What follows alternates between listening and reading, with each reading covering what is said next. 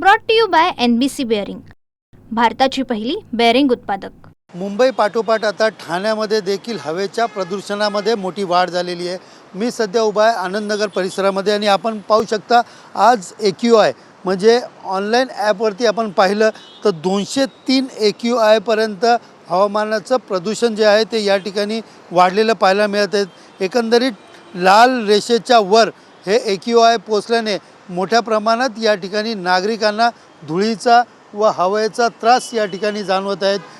सध्या तरी पाहिलं तर ठाणे हा मुख्य शहर आहे आणि ठाण्यावरनं येणाऱ्या जाणाऱ्या मोठ्या प्रमाणे वाहने येतात आणि त्याचबरोबर शहरात मोठ्या प्रमाणात पायाभूत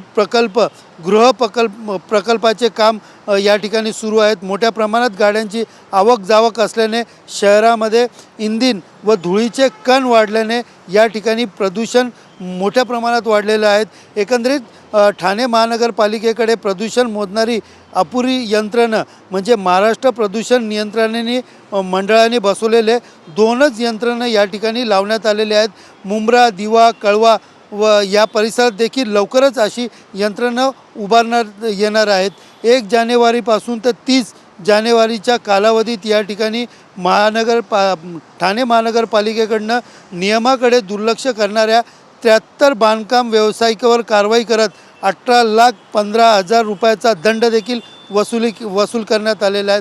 मात्र दिवसेंदिवस वाढलेले या प्रकारे हवामानामध्ये प्रदूषणामुळे एका खाजगी संस्थेच्या अहवालानुसार 4.5 सिगरेट ओढल्या इतकं वाईट या हवामानाचं प्रदूषण असल्यामुळे या ठिकाणी आरोग्याचा प्रश्न देखील उपस्थित केला जात आहे।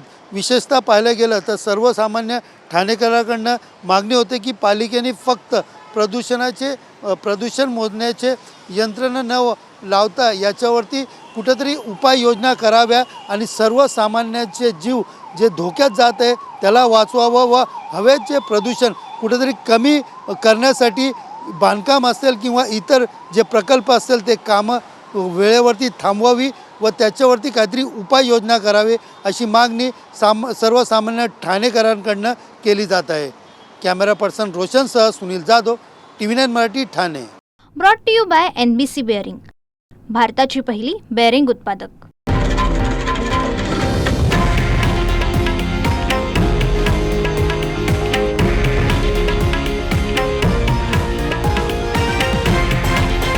हे आहे देशातील नंबर 1 न्यूज नेटवर्क आणि आपण पाहत आहात TV9 मराठी, एकमेव।